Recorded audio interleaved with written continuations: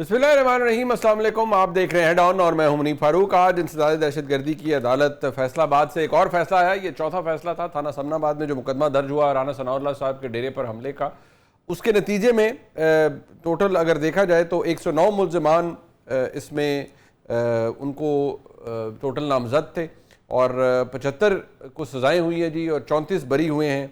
फिर वही सज़ाएँ, उनमें से बहुत से रहनुमा ऐसे हैं जिनको ऑलरेडी सज़ाएँ हो चुकी हैं, चाहे वो जरदार गुल साहिबा हों, चाहे वो शिबली फराज साहब हों, चाहे वो जनाब उमर अयूब साहब हों, चाहे वो कबल चौधरी साहिबा हों और लोग हों। इनको ऑलरेडी मुकदमात पर सज़ाएँ हो चुकी हैं। लेकिन एक चीज़ जो कि गलतुल-आम फैलाई जाती है वो ये कि कंकरेंटली ये तमाम सज़ाएँ चलती हैं। ऐसा नहीं है कि इनको 10 जमा 10 जमा 10 ऐसे सज़ाएँ मिलेंगी। किसी एक मुकदमे के अंदर अगर उन्हें 10 साल सज़ा हो चुकी है तो फिर वही कंसिडर की जाएगी। और अगर कोई इनमें से ऐसा रहनुमा है जो ऑलरेडी जेल में है और वो जुडिशल रिमांड के ऊपर कोई अरसा 1-2 साल काट भी चुका है तो वो भी मिन्हा हो जाएगा। लेकिन सवाल ये पैदा होता है कि इन मुकदमात की कानूनी पोजीशन क्या है, कानूनी तौर पर ये कितने दुरुस्त फैसले हैं। पाकिस्तान की सियासी तारीख में माजी में भी ऐसे फैसले आए हैं जिनको बाद में ऊपर की अदालतों ने उड़ा दिया। क्या इन फैसलों का अंजाम भी वैसा ही होगा? 9 मई के ऊपर पाकिस्तान की जो एक इंस्टीट्यूशनल पोजीशन है पाकिस्तान की इस्टेब्लिशमेंट की और पाकिस्तान के हुकूमत की, वो यही है कि 9 मई नॉन नेगोशिएबल है, सज़ाएँ सबको मिलेंगी, माफ़ी तलाफ़ी से कोई रास्ता नहीं निकलता हुआ नज़र आ रहा। इसके ऊपर भी प्रोग्राम में बात करेंगे। आज पाकिस्तान तहरीक इंसाफ के लिए एक और सेटबैक ये है कि कुछ देर पहले जो सलमान अकरम राय साहब हैं, सेक्रेटरी जनरल पाकिस्तान तहरीक इंसाफ, उन्होंने एक्स के ऊपर एक तवील पैगाम के अंदर इस बात का इजहार किया है कि वो पार्टी के ओहदे से खुद को अलहदा कर रहे हैं और कल इमरान खान साहब से दरख्वास्त करेंगे इस हवाले से। गो कि पहले भी वो ये दरख्वास्त कर चुके हैं, लेकिन उनकी जो ट्वीट है उसके अंदर आज एक जो ट्वीट का आखिरी हिस्सा है उसके अंदर कुछ ऐसा हुआ है जो आज हुआ है जिसके ऊपर राय साहब को आज ये कहना पड़ा कि अब वक्त आ गया है कि मैं कोई फैसला करूं। इसके अलावा तमाम मामलात ज़ेरे बहस आएंगे। मैं अपने मेहमानों का तारुफ करवाता हूँ। मेरे साथ मौजूद हैं इंजीनियर खुर्रम दस्तगीर खान साहब, साबिक वफाकी वज़ीर हैं, हुकूमत की नुमाइंदगी कर रहे हैं। बहुत शुक्रिया खुर्रम साहब आपका। मेरे साथ मौजूद हैं जनाब डॉक्टर हुमायूं महमद साहब, सेनेटर हैं, पाकिस्तान तहरीक इंसाफ से ताल्लुक़ है। डॉक्टर साहब आपका भी बहुत शुक्रिया। अब सबसे पहले तो मैं डॉक्टर साहब आपसे ही आगाज़ करना चाहूँगा, पै दर पे फैसले भी आ रहे हैं, इनके ऊपर आपके तहफ़्फ़ुज़ात, आपकी पोजीशन अपनी जगह मौजूद है, मैं उस पर ज़रूर बात करूँगा। बट ये वो तो एक पैटर्न हमें नज़र भी आ रहा है। बट सलमान राय साहब की इस ओहदे से अलहदगी का इजहार जो आखिरी उनकी ट्वीट का हिस्सा है, I am sure you have gone through it, उसमें वो फरमा रहे हैं कि आज एक ऐसा वाक़या हुआ जो अब मुझसे दो टोक फैसले का तकाजा करता है। मेरी ज़िंदगी खुली किताब है, मेरा कोई अमल किसी असूल से मुतसादिम नहीं, फ़िक्री और मुआशी दियानत पर समझौता मुझे कबूल नहीं। कल मैं खान साहब से गुजारिश करके ओहदे से अलहदा हो जाऊँगा, मेरी वकालत खिदमात बिला मुआवजा हाजिर रहेंगी। हुमायूं साहब फरमाइएगा क्या हुआ आज के दिन, if you can reflect on this, या आपको पता चला हो जिससे राय साहब ये फैसला लेने पर मजबूर हुए? बिस्मिल्लाहिर्रहमानिर्रहीम, या का नाबुदो व या का नस्तईन। देखिए जी, I am not aware of कि क्या ऐसा हुआ है। पिछले कई मतलब पार्टी के अंदर होता है कि अगर आपने एक फ़ैसला लिया है और आपने उस डिसीजन को किया है तो आपके कोलीग्स हो सकता है उस फैसले के साथ एग्री ना करें।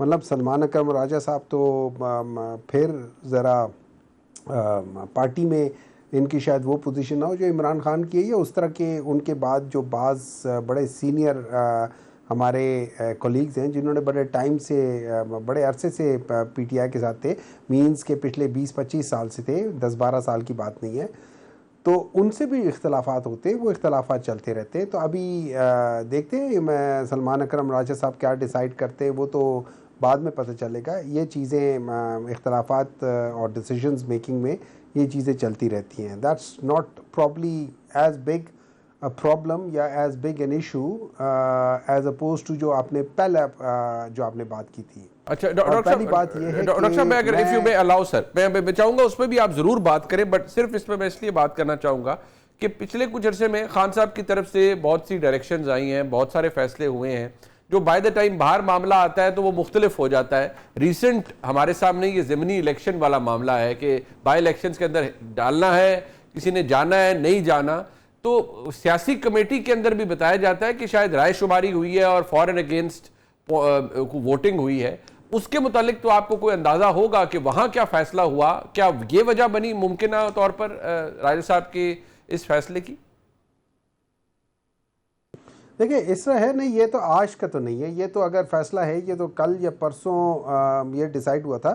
اس طرح ہے جتنا مجھے علم ہے کہ عمران خان کا اپنا پرسنل یہ تھا کہ پاکستان تحریک انصاف ضمنی انتخابات میں نہیں جائیں گے، اور اس کی بیسک وجہ یہ ہے کہ جس جگہ پہ اصول نہ ہو، جس جگہ پہ جیسے کامران تسوری صاحب کہہ رہے ہیں کہ آپ لوگوں نے ڈال کے بھی دیکھ لیا کیا ہوا، جہاں ڈالا تھا وہاں سے تو نکلا نہیں، تو پھر اب آپ ہمیں کر رہے ہیں، اور جس میں جو گورنر پنجاب ہیں انہوں نے جس طریقے سے کہا تھا کہ یہ تو سارے ہارے ہوئے ہیں، ان کو ایک سیٹ نہیں ملی فرام گجرات، سوری فرام اٹک سے لے کے تو لاہور تک ایک سیٹ نہیں ملی۔ تو یہ جب اس قسم کی چیزیں آتی ہیں اور آپ دیکھتے ہیں کہ کس طریقے سے نہ 0 کو 10 کیا ہے یا 0 کو 9 کیا ہے، اور پتہ نہیں کس طرح کے کیا، اور آپ کے ساتھ کے کولیگز کتنوں نے ان کے اوپر بڑے پروگرام کیے، تو اس لحاظ سے جب الیکشنز اس قسم کے ہوں، جب آپ کو یقین نہ ہو کہ آپ کے ووٹ کی عزت ہوگی، تو پھر بعض دفعہ جس جگہ پہ آپ کی عزت نہ ہو انسان وہاں سے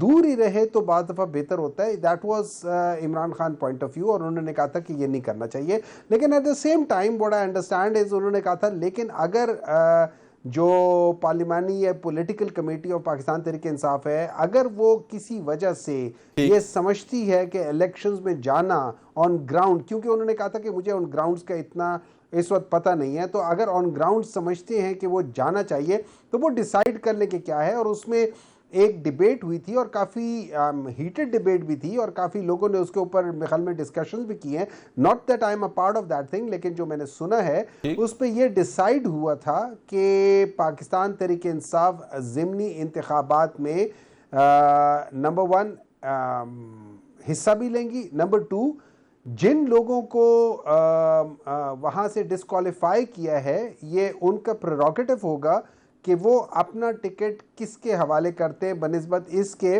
کہ پاکستان تحریک انصاف کی طرف سے کسی کو دیا جائے۔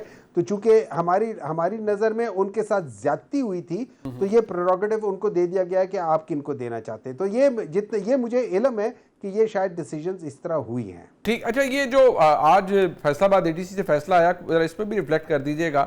ایک تسلسل ہے، پہلے بھی فیصلے آ چکے ہیں لیکن کوئی اٹ گوز آن ابیٹڈ، یہ ایسے ہی چل رہا ہے ڈاکٹر صاحب، کوئی حل نظر نہیں آتا سیاسی طور پر بھی اس کا سامنے۔ منیب صاحب آپ بالکل صحیح کہتے ہیں، حل نظر نہیں آتا، اور یہی وجہ ہے پاکستان جو ہے نا، in spite of everybody seeing کہ پاکستان یہ ہو رہا ہے وہ، پاکستان کسی لحاظ سے بھی امپرومنٹ نہیں آ رہی، ہر چیز کے اندر پرابلمز ہو رہی ہے۔ اب میں بات بتا دیتا ہوں، یہ جو آج فیصلہ باد کا ہے اس میں سب سے بڑی چیز یہ ہے کہ آپ لوگوں نے آرمی انسٹالیشن کو ڈیمین کر دیا ہے، آپ نے ان کو انڈرمائن کر دیا ہے، آپ نے رانا ثناء اللہ کا گھر اور جناح ہاؤس اور GHQ اور ان سب کو ایک ہی پلڑے پہ کر دیا۔ اس کا مطلب ہے ان کی ویلیو، ان جگہوں کی ویلیو رانا ثناء اللہ کے گھر کے ویلیو کے برابر ہے۔ پھر تو اس لحاظ سے چاہے وہ ان کا ہو یا کسی بھی منسٹر کا ہو، اور یا پھر فار دیٹ میٹر اب تو کسی بھی نون لیگ کا ہو یا کسی بھی پیپلز پارٹی والے کا ہو، تو وہ تو پھر ان کی وہی حیثیت کر دی گئی ہے۔ اور یہ یاد رکھیں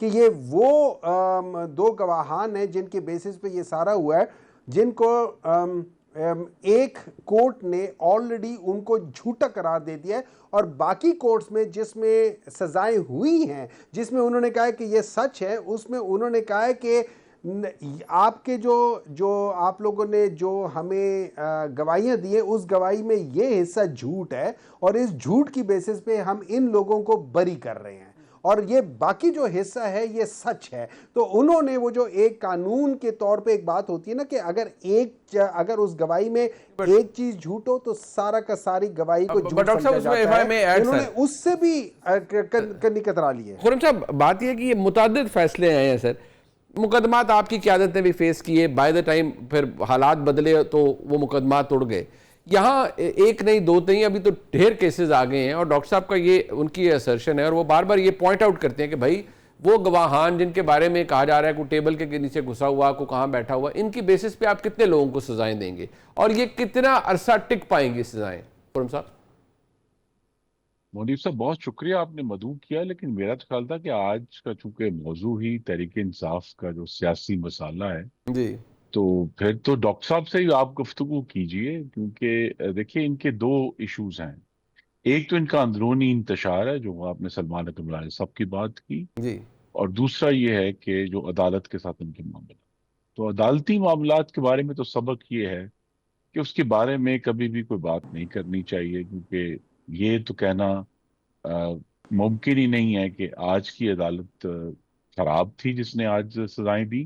لیکن ابھی 3 دن پہلے جب سپریم کورٹ نے 7 یا 8 مقدمات میں بانی چیئرمین کو ضمانت دی، تو وہ بہت اچھی عدالت تھی. یا آج کی عدالت جو ہے وہ بہت بری ہے، اور اس عدالت جس نے حمزہ شہباز کو 22 مہینے پیشی نہیں ہونے دی، وہ عدالت جو ہے وہ بہت اچھی تھی. اور تو لہذا یہ عدالتی معاملات کو سبق یہی ہے پاکستان کی سیاست میں، کہ جیسے بھی فیصلے آئیں اس کو عدالت میں ہی لڑنا پڑتا ہے، جو بھی حالات ہوں، اور اس کو وہی کنٹیسٹ کرنا ہے، اس پہ وہی جو جو بھی اعتراضات ڈاکٹر صاحب نے اٹھائے ہیں. دوسرا جو رائے صاحب کا معاملہ ہے اس میں، اور ضمنی انتخابات کا ذکر ہوا، تو اب یہ تو ڈاکٹر صاحب بہتر بتا سکتے ہیں کہ جب موقع آیا تو ان کی جماعت نے خیبر پختونخوا کی سینٹ کی نشستوں پر ایک بارگین کر لیا، اور حکومت کے ساتھ، حکومتی جماعتوں کے ساتھ، اور سب نے جو ہے وہ اپنی بندر بانٹ کر کے سکون سے وہ سینیٹرز جو ہیں انہوں نے حلف بھی اٹھا لیے ہیں، اب وہ سیوان کا حصہ بھی بن گئے ہیں. تو جہاں جو یہ سمجھتے ہیں کہ ان کا ایڈوانٹیج ہے، وہاں وہ انتخاب میں حصہ بھی لے لیتے ہیں اور دوسری جماعتوں سے گفتگو بھی کر لیتے ہیں. لیکن عام دنوں میں یہ کہتے ہیں کہ جی ہم نے تو کسی اور سیاسی جماعت سے گفتگو ہی نہیں کرنی. تو لہٰذا یہ ان کا معاملہ چلتا رہے گا. خرم صاحب، بقول ڈاکٹر صاحب کے کہ ہم جتنا مرضی کہیں کہ ملک ترقی کر رہا ہے یا ملک آگے بڑھ رہا ہے، وہ ان کا تو موقف یہ ہے کہ فارم 47 والی پارلیمان کے ہوتے ہوئے، اتنے جبر اور فسطائیت کے ہوتے ہوئے، آپ جتنا مرضی بقول دیگر تحریک انصاف کے دوستوں کے کہ اس کو کاسمیٹک ٹچ دے دیں، ملک ترقی نہیں کر رہا ان کے نہیں نقطہ دیکھیے نظر نا، سے. یہ وہ ان کی رائے اپنی جگہ پر قائم ہے. لیکن ابھی جو حالیہ بارشوں کے بعد جس قسم کی تباہی خیبر پختونخوا میں ہوئی ہے، اس کی کوئی ذمہ داری ان کے اوپر نہیں آتی. 12 سال سے ان کی حکومت ہے، تیسرا دور حکومت. وہاں جس قسم کی بدترین ڈیفارسٹیشن ہوئی ہے، اور درخت کٹنے کی وجہ سے ہر آنے والا سیلاب جو ہے اس میں بدتر حالات ہوتے ہیں. تو اگر وہ سمجھتے ہیں کہ یہ ٹھیک ہے، جہاں ان کی حکومت ہے وہاں تو بہت اچھے حالات ہیں، لیکن جہاں دوسری حکومت ہے جس پر انہیں اعتراض ہے وہاں بہت برے حالات ہیں. آج ڈیٹا بھی آ گیا ہے کہ خیبر پختونخوا اور سابق جو قبائلی علاقے ہیں، سب سے زیادہ میکسیمم ڈیفارسٹیشن جو ہے وہ وہاں ہوئی ہے پچھلے سالوں میں، جن سالوں میں ان کی حکومت تھی. تو لہذا یہ کہہ دیں، آج کلیم کر دیں کہ خیبر پختونخوا میں سب سے اچھی حکومت چل رہی ہے اور باقی جگہ جو ہے وہ بڑی تباہی ہے، تو یہ ان کی رائے ضرور ہوگی. لیکن پاکستان کے عوام کا ایکسپیرینس جو ہے وہ فرق ہے، اور یہ سارے ایشوز جو ہیں ہمارے پاس. لیکن میں پھر یہ کہوں گا کہ اگر یہ کلیم کرنا بھی چاہیں تو یہ بہت اچھی بات ہوگی کہ آئیں ہم مل کر گورننس کا مقابلہ کر لیتے ہیں، کہ کون 3 صوبوں میں 3 مختلف جماعتوں کی حکومت ہے، تو ہم ایک منطقی معیار سیٹ کر لیتے ہیں کہ جی یہ جو حکومت ہے یہ بہتر تعلیم اور صحت اور امن و امان اور انفراسٹرکچر ڈلیور کر رہی ہے، اور یہ حکومت کم کر رہی ہے. ڈاکٹر صاحب، یہ بات بھی فیکٹ ہے کہ جو ابھی خرم صاحب کہہ رہے ہیں کہ آپ مقابلہ کرنا ہے تو گورننس کے اوپر کریں، اہم ایشوز کے اوپر کریں، جو چیزیں ملک کے لیے اچھی ہو رہی ہیں. ابھی انہوں نے کہا ایک تاریخی دورہ تھا پاکستان کے ڈپٹی پرائم منسٹر کا، فارن منسٹر کا بنگلہ دیش کا. وہ اوبیسلی وہ ایک پاکستان کے لیے بڑا اس کی بڑی اہمیت ہے. ان چیزوں کے اوپر کوئی مثبت کنٹریبیوشن کریں، گورننس کا مقابلہ کریں. آپ جب تک انتشار کی سیاست سے خود کو علیحدہ نہیں کرے گی تحریک انصاف، تب تک معاملات حل نہیں ہوں گے. کوئی پازیٹیو ان پٹ بھی تحریک انصاف کے پارٹ پر آنا چاہیے. یہ بارہا حکومتی شخصیات کہتی ہیں آپ کی جماعت کے حوالے سے، آپ کے حوالے سے. دیکھیں، میں تھوڑا سا خرم دستگیر صاحب، وہ اس طرح ہوتا ہے نا کہ خیر ہم بھی اسی طرح ہی کرتے ہیں، لیکن میں ان کو کریکٹ کر لیتا ہوں، ہر ایک کرتا ہے کہ آپ سٹیٹمنٹ پورا نہیں پڑھتے، یا آپ شاید پڑھنا نہیں چاہتے، یا وٹ ایور. اب خرم کو تو میں یہ کہہ نہیں سکتا کہ یہ پڑھے لکھے نہیں ہیں. چند ایک ہی تو لوگ پھر نون میں ہیں جو شاید تھوڑا بہت پڑھنا لکھنا جانتے ہیں.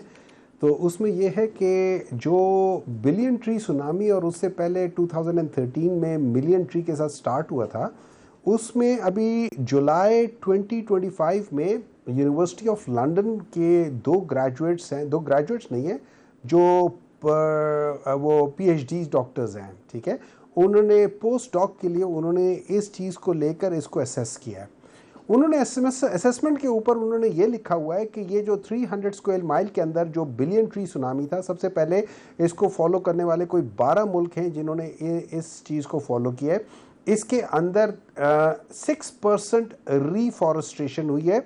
اس 6% ریفارسٹریشن کی وجہ سے وہاں کا جو لوکل ٹیمپریچر ہے، جو لوکل، اچھا یہ یاد رکھنا کہ اس نے انوائرمنٹ کے اوپر کوئی امپیکٹ نہیں ڈالنا، اس نے لوکل ٹیمپریچر کے اوپر 0.5 ڈگریز کا فرق پڑا ہے ایز اپوز ٹو وہ علاقے جہاں پہ نہیں ہوئے. اور یہ چیزیں چل رہی تھیں کہ اس کے بعد پاکستان ڈسٹرکشن موومنٹ آ گئی اور اس کی وجہ سے وہ ساری چیزیں رک گئی تھیں. تو اگر آپ پوچھنا چاہتے ہیں کہ ریفارسٹریشن پاکستان کے اندر سب سے زیادہ ریفارسٹریشن جو ہوئی ہے وہ پاکستان تحریک انصاف کے زمانے میں ہے. اب کیا ڈیفارسٹریشن یا کٹنگ ہو رہی ہے؟ بالکل ہو رہی ہے. میں اس کو کبھی یہ نہیں کہہ سکتا کہ وہ نہیں ہو رہی ہے. اور اس کے اندر خالی پی ٹی آئی نہیں، اس میں پی ایم ایل این کے، اس میں پیپلز پارٹی کے، اس میں اے این پی کے، اس میں ہر قسم کے لوگ بیچ میں شامل ہیں. It is just like sugar mafia, it is just like باقی ساری جو مافیا ہیں، چاہے وہ یہ کر لیں، ان سب کس طرح کے لوگ بیچ میں شامل ہیں. اور ان کو واقعی دیکھنا چاہیے اور ان کو ریگولیٹ کرنا چاہیے، اور یا پھر ان کے خلاف سخت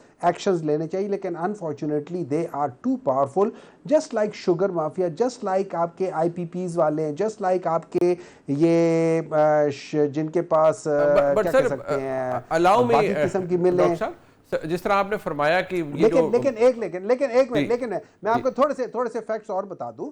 جب میں کہتا ہوں کہ پاکستان اس لحاظ سے ترقی نہیں کر رہا بیکاز آف اس کی وجہ یہ ہے کہ لارج اسکیل انڈسٹری جو ہے وہ آج بھی نیگیٹو میں جا رہی ہے. آپ کے 50% گننگ جو انڈسٹریز ہیں وہ بند ہو گئی ہیں. آپ کی 187 جو ہیں ٹیکسٹائل ملز بند ہو گئی ہیں. ان 187 میں سے 140 سمتھنگ 145 146 جو ہے وہ صرف پنجاب میں ہے. آپ کے کاٹن کی پروڈکشن کم ہو گئی ہے.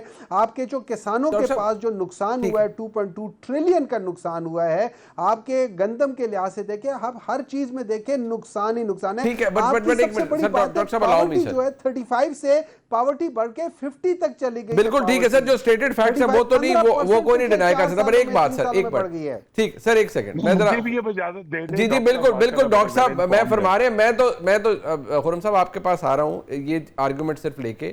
ڈاکٹر صاحب نے کہا کہ جیسے شوگر مافیا ہے بڑا پاورفل ہے، جیسے آئی پی پیز کا مافیا ہے بڑا پاورفل ہے، اور عام الزام یہ ہوتا ہے کہ یہ لوگ حکومت میں ہیں. تو اگر ٹمبر مافیا یا کوئی یہ مافیا پاورفل ہے خیبر پختونخوا کے اندر، تو پتہ نہیں، میرا سوال تو at the end of the day یہی ہوگا نا، کیا یہ لوگ حکومت کا حصہ ہیں؟ اور اگر نہیں ہے تو پھر حکومت اتنی کمزور ہے کہ ان کو قابو نہیں کر پاتی. بٹ آئی لیٹ خرم صاحب ریسپونڈ ٹو دس. یہ جو پوائنٹس ڈاکٹر صاحب نے ریز کیے ہیں، Khurram sahab if you may reflect on these please. جی دیکھیے، ہم میں سے ہر ایک کے پاس سرویز ہیں اور ہمارا جو آرگومنٹ ہے وہ ظاہر ہے پارشل ہے. مثلا میں ڈاکٹر صاحب کے جو انہوں نے دفاع کیا اس کے جواب میں صرف واضح نمبرز ہیں کہ پچھلے 15 سال میں جو 95% پاکستان کی ڈیفارسٹیشن ہوئی ہے وہ خیبر پختونخوا اور قبائلی علاقوں میں سے، یعنی ان کے جو نمبر ہیں وہ 4,69,000 ہیکٹیئر جو ہے وہ کے پی کے نمبرز ہیں. تقریباً اتنا ہی نمبر جو ہے وہ قبائلی علاقوں کا ہے. اور اس 4,69,000 کے مقابلے میں پنجاب میں بھی ڈیفارسٹریشن ہوئی ہے لیکن وہ صرف 454 ہیکٹیئر کی. تو وہ لہذا وہ تو اسکیل ہی بہت ہی منیمل ہے اس کے مقابلے میں. تو اب سوال یہی ہے کہ جب یہ آج ہم کہتے ہیں کہ جی جو ان کی 12 سال کی حکومت تھی، پھر کیا وہ ہر قسم کی مافیا کو روکنے میں ناکام رہی ہے؟ خاص طور پہ فارسٹ جو کہ خالصتاً صوبائی سبجیکٹ ہے، اس میں وفاق کا کوئی لینا دینا نہیں ہے. تو اگر ان کی ناکامی ہے تو ناکامی کا بھی اعتراف کرنا چاہیے ان کو. دوسرے ان کے نمبرز ہیں کہ جی دیکھیے اتنی فیکٹریاں بند ہوں گی. ہمیں تو یہ پتا چلا کہ اس سال میں جو ابھی تک جولائی کے آخری نمبرز آئے ہیں، پاکستان کی جو ٹیکسٹائل کی ایکسپورٹ ہے، انہوں نے کہا جی اتنی فیکٹریاں بند ہو گئیں، اتنا یہ ہو گیا، لیکن ٹیکسٹائل کی ایکسپورٹ جو ہے پچھلے سال کے مقابلے میں 11% زیادہ ہے ایک سال پہلے کے. اور خاص طور پہ وہ بڑے حیران کن نمبرز تھے کہ جون کے مقابلے میں 32% بڑھی جولائی 2025 میں ایکسپورٹ. تو لہذا وہاں تو جہاں کاؤنٹ کرتا ہے پاکستان کی ایکسپورٹ کا، وہاں تو نمبرز الحمدللہ بہت اچھے آ رہے ہیں. اور اس کا مطلب یہ ہے کہ اگر پاکستان فورن ایکسچینج کر رہا ہے تو پاکستان स्टेबल है। पाकिस्तान का करंट अकाउंट डेफिसिट अब सरप्लस में चेंज हो चुका है। पाकिस्तान स्टेबल है। पाकिस्तान में जो डॉलर का एक हेजान रहता था, अल्हम्दुलिल्लाह वो भी स्टेबल है। तो लिहाजा अब हमें, मैं फिर ये कहूंगा कि आप जरूर हम पे क्रिटिसाइज करें, पार्लियामान में भी, सेनेट के जिसके वो रुकन है वहां आके क्रिटिसाइज करें, लेकिन इस बात का मुकाबला कर लेना चाहिए कि भी कौन किसका जिम्मेदार है। मसलन अभी ये जो जो सैलाब आया है, इस सैलाब में सारी हुकूमतों की, चाहे वो सिंध हुकूमत की और पंजाब की और खैबर पख्तूनख्वा की, सबसे ज्यादा तबाही खैबर पख्तूनख्वा में हुई है। वहां जो चूंकि डिफोरेस्टेशन जो है वहां सबसे ज्यादा हुई है। तो लिहाजा अब अगर हम ये कहें कि नहीं जी नहीं, ये तो माफिया है और हम इसके मामले में बेबस हैं, तो फिर तो ये सवाल पूछना पड़ेगा ना कि अगर माफिया के मामले सामने बेबस हैं, 12 जिला में इनकी रिट नहीं है, तो वहां ये दहशतगर्दों के सामने बेबस हैं, और हर मामले में जहां इनसे सवाल किया जाता है कहते हैं हम बेबस हैं।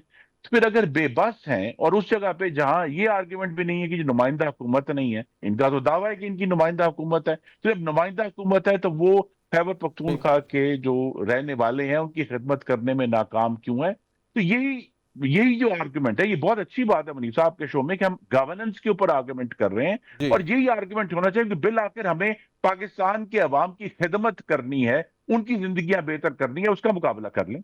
बिल्कुल ठीक है। मैं चाहूंगा कि आने वाले दिनों के अंदर भी हम इस तरह की डिबेट्स करें। मैं शुक्रिया अदा करूंगा जनाब डॉक्टर हुमायूं अहमद साहब का और जनाब खुर्रम दस्तगीर खान साहब का। प्रोग्राम में एक ब्रेक शामिल करते हैं। आज की जो अहम डेवलपमेंट्स हैं उनके ऊपर ज़रा तज्ज़ियाती तौर पर भी इसको देखेंगे कि ये क्या रिफ्लेक्ट कर रहे हैं पाकिस्तान के सियासी निज़ाम के ऊपर। मेरे साथ मौजूद हैं इस वक्त जनाब सैयद तलत हुसैन साहब, सीनियर सहाफ़ी हैं, किसी तारुफ के मुताबिक नहीं है। तलत साहब बहुत शुक्रिया आपका। सर सबसे पहले ये जो आज क्योंकि ज़रा हालात हाजरा की बात हो जाए, ये जो फैसलाबाद ATC का फैसला आया है बाय एंड लार्ज वही कुछ है जो पहले फैसले आए हैं इंसदाद दहशत गर्दी की अदालतों से।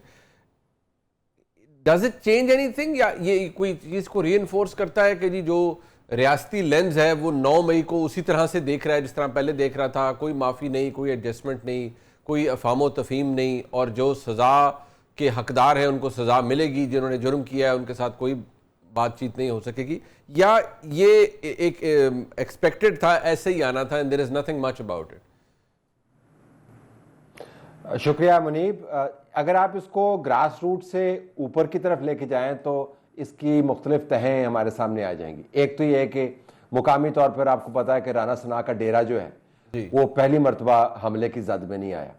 इससे पहले भी इनके सियासी मुखालिफिन जो है ना, इनको चेज़ करते हुए इनके डेरों की तरफ, घर की तरफ जाते रहे।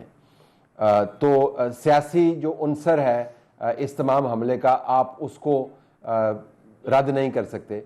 मैं ये नहीं कह रहा कि सियासी वजूहात की बुनियाद पर हुआ तो 9 मई के वाक़यात के तसलसल में है, लेकिन आपको पता ना कि जब आग लगी होती है तो बाज़ लोगों को होता है कि यार हम भी इसके अंदर से सिगरेट लगा के तो अपना मामला तय कर ले। तो मुझे लगता है कि सियासी तौर पर राना सना को टारगेट किया गया क्योंकि उसके अंदर डोमेस्टिक और लोकल कंस्टिट्यूंसी के पॉलिटिकल एलिमेंट्स भी इन्वॉल्व थे।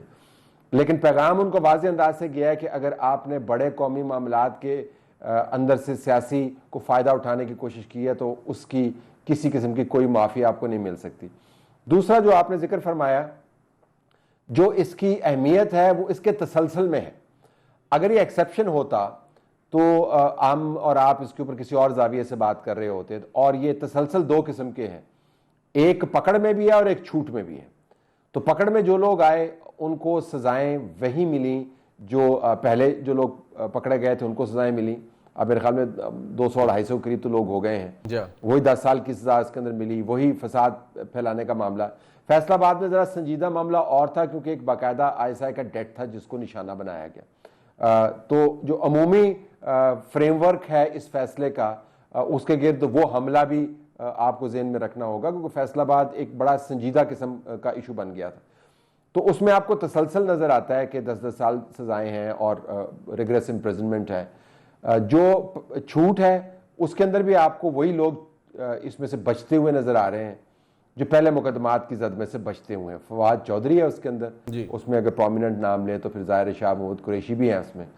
तो छूट में भी तसलसल है और पकड़ में भी तसलसल है। और जो तीसरी अमूमी तसलसल वाली बात है, वो पैगाम हर किसी को दिया जा रहा है कि चाहे वो अलीमा के बेटे हों, चाहे वो पाकिस्तान तहरीक इंसाफ की पंजाब की क़यादत हो, चाहे वो leader of the opposition in the senate हो, चाहे वो leader of the opposition in the national assembly हो, اگر آپ 9 مئی کے مدار میں ہیں تو یہ مدار آپ کو حصار میں لے لے گا اور چھوڑے گا نہیں. تو میرے خیال میں اس میں ایلیمنٹ آف سرپرائز تو نہیں ہے, لیکن جو بڑی خبر ہے وہ یہی ہے کہ ایلیمنٹ آف سرپرائز نہیں, یعنی اس میں کوئی آپ کو جو ہے نا کوئی انفلوئنس ہوتا ہوا نظر نہیں آیا, بین الاقوامی کیمپین سے انفلوئنس ہوتا ہوا نظر نہیں آ رہا. یہ that is the important element. ابھی آپ نے ذکر کیا صاحب علیمہ خانم صاحبہ کے بچوں کا, بیٹوں کا. اچھا, اس میں اگر آپ تسلسل دیکھیں جس طرح سے پہلے گرفتاری ہوئی, وہ پھر سی سی ٹی وی کی فوٹیج سامنے آئی, میرا سوال بحثیت ایک صحافی کے بھی عام سے اور ایک بحثیت ایک طالب علم کے بھی قانون کے یہی رہا کہ بھئی اگر گرفتاریاں ہونی ہیں تو اس کا طریقہ کار بھی ہوگا. مطلب آپ یا تو وہ بھاگ رہے ہوں یا روح پوش ہوں اور ایک دم سامنے آئے ہوں تو جی چھاپا مارا گیا اور ان کی کوئی ریکی کی جا رہی تھی. جو ہوا ان کی انٹری ایگزٹ بھی پاکستان میں ہوتی رہی. 2 سال 2 مہینے کے بعد یہ دونوں گرفتاریاں عمل میں لائی جاتی ہیں. ان گرفتاریوں سے کیا یہ ہوا ہے کہ جی کیونکہ علیمہ خانم صاحبہ ووکل تھیں, بہت سارے معاملات پہ انہوں نے بہت جگہ گفتگو کی, تو ایک دم یہ بھی خیال آیا کہ جی ان کو کیوں آف دا ہک کیا ہوا ہے, ان کو بھی سبق سکھانا چاہیے, یا اس کا انتظار تھا کہ یہ فیز وائز ہونا ہے, پہلے یہ لوگ گرفتار ہوں گے اور پھر if push comes to shove تو پھر یہ ہو جائے گا. ان دونوں کی جو گرفتاریاں ہیں نا جی, اس کے اوپر میں نے تو بڑا ایک سادہ سا سٹینس لیا ہے اور اس کے اوپر میں نے ایکس کے اوپر پوسٹ بھی کیا ہے کہ یہ لیگلی انڈیفینسیبل ہے اور پولیٹیکلی انسین آپ کو نظر آتا ہے جب پہلی گرفتاری ہوئی تھی. اور اس کی وجہ جس طرح آپ نے خود بھی فرمایا, آپ چونکہ قانون کے ماہر ہیں تو آپ سمجھتے ہیں کہ آپ نے اچھا کام بھی اگر قانونی طور پر یا پروسیجرلی غلط کیا ہے تو پھر وہ آپ کے تمام دودھ کے اندر مینگنیاں ڈال دیتا ہے. تو اگر آپ نے کام ٹھیک بھی کرنا تھا اور وجوہات بنیاد بن رہی تھیں جو آپ کے خیال کے مطابق which can stand in the court of law, تو پروسیجرلی آپ نے اس کی خبر بنوا دی.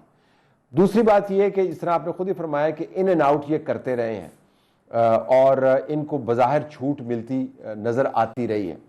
اگرچہ وہ ڈیفینس نہیں ہے, یہ عین ممکن ہے کہ ان کی ایکٹیویٹیز مانیٹر کی جا رہی ہوں, یہ دیکھا جا رہا ہو کہ باہر جا کر کیا علیمہ خان کے پیغامات کو یہ تو نہیں پھیلاتے, کیا سوشل میڈیا کو یہ تو نہیں چلاتے, جو ایونچولی بعد میں یہ بات نکلی.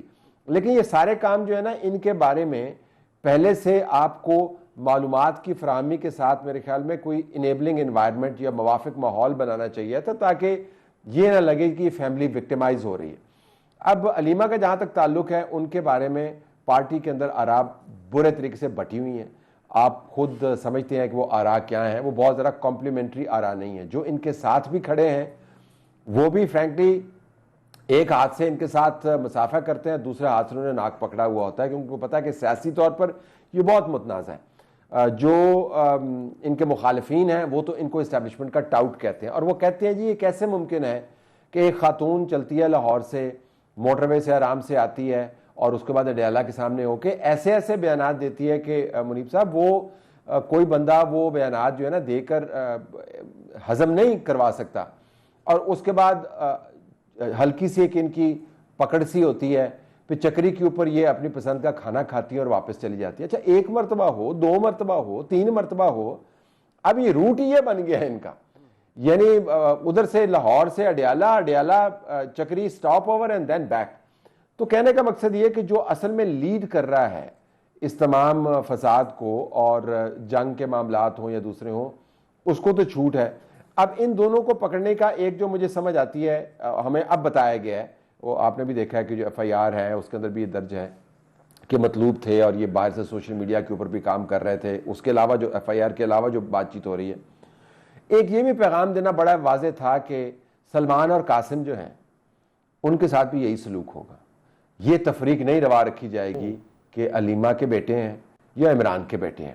تو مجھے لگتا ہے کہ اس طرح پنجابی میں کہتے ہیں نا کہ کوے تینوں تے سنائے نونو, تو یہ جو ہے نا انہوں نے پکڑ کے یہ واضح کر دیا ہے کہ بھیا چھوٹ نہیں ہے. اگر آپ فساد میں ملوث تھے, وقتی طور پر ہم نے ڈھیل دی تھی, تو وہ ڈیل نہیں ہے, اور اگر آپ فساد کرنے کے لیے آؤ گے تو ہم یہ نہیں دیکھیں گے کہ آپ کا آخری اور پہلا نام کیا ہے, ہم نے آپ کو پکڑ لینا. تو میرے خیال میں اس کے ملٹیپل پرپزز ہیں جس کی وجہ سے ان کا جو میرٹ بیسڈ مقدمہ ہے وہ آپ کو پس پش جاتا ہوا نظر آتا ہے. اچھا طلعت صاحب, ایک اور چیز جو ہم نے وٹنس کی پچھلے کچھ دنوں کے اندر, ایک ایک تقریر ہے ایک معزز جج جو سپریم کورٹ کے ہیں جناب اطہر من اللہ صاحب، ان کی انہوں نے ظاہری بات ہے ہی از اے فری مین، وہ ایک آنریبل جج ہیں سپریم کورٹ کے جو ہمارے ملک کی ہمارے ملک کی عدلیہ کی تاریخ کو اتنی اچھی نہیں رہی، اور نہ ہی کوئی آج کے حالات کو دیکھتے ہوئے کو مجھے مستقبل تابناک نظر آتا ہے. میں بحیثیت ایک طالب علم کے عرض کر رہا ہوں. تو کیا ہوا کہ اس کو اس کو عرفان صدیقی صاحب نے جو اس کو رسپانس کیا ہے سینٹ کے اندر، وہ بھی آبویسلی پریولیجڈ کانورسیشن ہے، کیا وجہ ہے کہ ذرا سا جو کریٹیک ہے اس کو بھی نہیں ایکسیپٹ کیا جاتا اور اس کو بھی کہا جاتا ہے کہ جی آپ تو اس قابل ہی نہیں ہیں، آپ بات کر رہے ہیں فلانے کی، آپ تو یہ بھی نہیں، آپ جسٹس کارنیلیس بھی نہیں بن سکے. سو یہ جہاں سر کوئی اٹھائے وہیں پر اس کو جواب ملے، یہ کیا نظام بن گیا ہے یا ہمارا ٹیمپرامنٹ ہی یہ ہے جو حکومت ہے یا حکمران طبقہ ہے اس کا؟ اس میں میرے خیال میں بہت ساری باتیں منیب. ایک تو جسٹس اطہر من اللہ اسپیسیفک ہیں. جسٹس اطہر من اللہ کا جنرل پرویز مشرف کی اوریجنل خیبر پختونخوا اس وقت NWFP کی انٹرم جو انتظامی قسم کی کابینہ تھی اس کا حصہ بننے سے لے کر اور موجودہ جو ان کا سٹیٹس ہے، انہوں نے ماشاءاللہ بہت ترقی کی اور وہ نظام کے اندر سے گرو کر کے آئے ہیں. اب جب آپ نظام کے اندر سے گرو کر کے آتے ہیں تو پھر نظام جانتا بھی ہے کہ آپ نے گرو کہاں پر کیا اور کیسے کیا. دوسری بات یہ کہ جو 26ویں آئینی ترمیم سے پہلے جو مزاج آپ کو عدالت کے اندر نظر آیا، اس کے اندر بعض حلقوں کا خیال ہے کہ اسلام آباد ہائی کورٹ جب محترم جج صاحب وہاں پر چیف جسٹس تھے، ان کی وجہ سے کافی وہاں پر معاملات گڑبڑ ہوئے، اور خیال یہ کیا جاتا ہے کہ جو عدلیہ کے اندر متبادل یا متضاد یا متصادم قسم کی رائے پائی جاتی ہے، اس کے روح رواں یہی ہیں. اچھا، یہ عدالتوں کے اندر آپ بہتر سمجھتی ہیں، یہ کوئی پہلی مرتبہ نہیں ہوگا کہ سامنے کوئی اور ہوتا ہے اور پیچھے سے کوئی اور عدالت چلا رہا ہوتا ہے. مثلا آپ کو پتا ہے کہ ساروں کا خیال ہے کہ ثاقب نثار عدالت چلا رہا تھا، آپ کو پتا ہے ثاقب نثار عدالت نہیں چلا رہا تھا. وہ مرحوم جو ہمارے تھے شیخ صاحب، سعید شیخ صاحب، وہ عدالت شیخ احمد سعید صاحب جب گلزار صاحب تھے تو بالکل، جب گلزار صاحب تھے تو آپ کو پتا ہے کہ گلزار صاحب عدالت نہیں چلا رہے تھے، بندیال صاحب عدالت چلا رہے تھے. اور جب بندیال صاحب تھے تو آپ کو پتا ہے کہ بندیال صاحب نہیں چلا رہے تھے، اجاز الحسن صاحب چلا رہے تھے. سو یہ تصور ہے کہ بہت سارے ایسے کام جس سے فساد پڑتا ہے، فساد اسٹیبلشمنٹ کے پوائنٹ آف ویو سے، فساد حکومت کے پوائنٹ آف ویو سے یا میڈیا کے حوالے سے تنازع، کہیں نہ کہیں اس کے اوپر جج صاحب کے فیصلے یا ان کی رائے ہوتی ہے. اب پالیسی اب یہی بن گئی ہے کہ اب ہم نے جب بھی کوئی سر اٹھائے گا تو ہم نے فوری اس کے اوپر رد عمل دینا ہے. چونکہ ابھی 2 جج صاحبان نے خط بھی تحریر کیا ہے اور اس کے بعد منلہ صاحب کی سٹیٹمنٹ آ رہی ہے، تو مجھے لگتا ہے کہ یہ ایک پریمپٹیو سٹرائک ہے کہ کہیں یہ نہ ہو کہ دوبارہ سے سلسلہ شروع ہو جائے اور تنازع شروع ہو جائے. تو میرے خیال میں وہ پریمپشن کے اندر آپ کو پتا ہے پھر کوئی بہت زیادہ اسپیسیفک ٹارگٹ تو نہیں ہوتا، پھر ایک جنیرک قسم کی کارپٹ بومبنگ ہوتی ہے جو شروع ہے. ٹورڈ دی اینڈ ایک طرح صاحب، یہ جو پاکستان تحریک انصاف کے اندر ایک ان فائٹنگ کو نئی بات نہیں ہے. ابھی یہ بائی الیکشن والا معاملہ ہے، سمجھ یہ بھی نہیں آتی کہ خان صاحب کا آرڈر اصلی کون سا ہے اور اس پہ پھر سیاسی کمیٹی کا فیصلہ کون سا ہوتا ہے. اب یہ بائی الیکشن والا معاملہ بھی آ گیا ہے اور پھر وہ بتایا جاتا ہے کہ نہیں جی لیڈر آف دی اپوزیشن ابھی بھی عمر ایوب صاحب ہیں اور شبلی فراز صاحب ہیں سینٹ کے اندر، جو کہ ٹیکنیکلی وہ نہیں ہے. لڑائی اس بات پہ ہے کہ اسپیکر اور الیکشن کمیشن کے درمیان پروسیجر اڈاپٹ کیا ہے یا نہیں، لیکن ویسے تو فیکٹ ہے کہ کوئی کنوکٹڈ شخص بے شک فیصلہ غلطی کیوں نہ ہو، جب تک وہ کنوکٹڈ ہے وہ نہیں رہ سکتا ممبر پارلیمنٹ کا، لیٹ الون کہ وہ بن جائے leader of the opposition in senate اور نیشنل اسمبلی. سو کیا رہا ہے پی ٹی آئی کے اندر with all this happening? Look, there's a lot of infighting. وہ تو ہم نے کوئی نہ آپ نے خبر بریک کیا نہ میں نے خبر بریک کی، یہ ماشاءاللہ وہ خبر ہے جو ہر روز وہ خود ہی بریک کر رہے ہوتے ہیں. لیکن جو ڈن آف ان فائٹنگ ہے وہ بہت زیادہ بڑھ گیا ہے، اور جس سے آپ کو پتہ چلتا ہے کہ فیصلہ سازی جو ہے وہ ساکت ہے. فیصلہ سازی ہر کسی کی اپنی مرضی کے مطابق ہو رہی ہے، اور فیصلہ سازی متصادم قسم کی فیصلہ سازی ہو رہی ہے، یعنی کہ دایاں ہاتھ وہ فیصلہ کرتا ہے جو بائیں ہاتھ کو جا کے ٹکر مارتا ہے. بیچ میں عمران خان ہے جن تک جب لوگوں کو پہنچ ہوتی ہے ان لوگوں تک وہ پیغام پہنچاتے ہیں، اور پھر ان لوگوں کی زبان سے جو عمران خان نے بات کی ہوتی ہے اس کی تشریح کر کے عمران خان کی پالیسی کو آرٹیکولیٹ کرتے ہیں. اچھا میرا ماننا یہ ہے کہ عمران خان اگر جیل سے باہر بھی ہوتے تو اس طرح کی ان فائٹنگ اور یہ this been and done of infighting یہ آپ کو سنائی نہ دیتا. لیکن وہ کوئی جب جیل سے باہر بھی تھے ان کو عقل والے فیصلے نہیں کیے.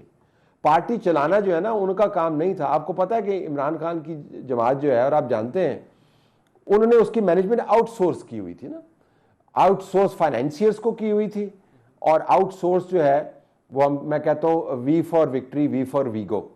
سو وہ ایک ڈالے کو کی ہوئی تھی تو وہ ڈالے کے ذریعے اپنی پارٹی چلا رہے تھے. تو اب وہ ذرا ڈالا تو نہیں ہے اور وکٹری بھی نہیں ہے, خود وہ جیل میں ہے. تو جو ان کا رہا سہا جو ان کی ساکھ تھی کہ جی بڑے مینیجر ہیں اور کپتان ہیں اور بڑے منظم ہیں, leads from the front, that has collapsed around the Adiala jail. تو یہ پارٹی کا فیٹ ہے, وہ مرکز ان کا ٹوٹ پھوٹ گیا ہے اور پنجاب کے اندر 2-3 دھڑے بنے ہوئے ہیں, کے پی کے اندر 2-3 دھڑے بنے ہوئے ہیں, اور جو قائدین بنتے ہیں ان کی کوئی بات سنتا نہیں ہے.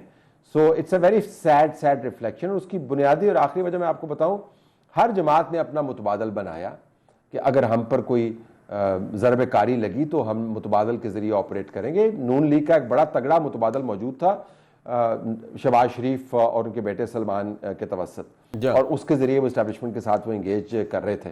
پیپلز پارٹی پر بھی جب بڑا برا وقت آیا تو ان کے اندر بھی بہت سے لوگ موجود تھے, رحمان ملک مرحوم سمیت. جی اس پارٹی نے کوئی متبادل تیار نہیں کیا, اور جو متبادل تیار کیا اس کے اوپر خود ہی بمبارڈمنٹ کر دی. So that is the inevitable consequence.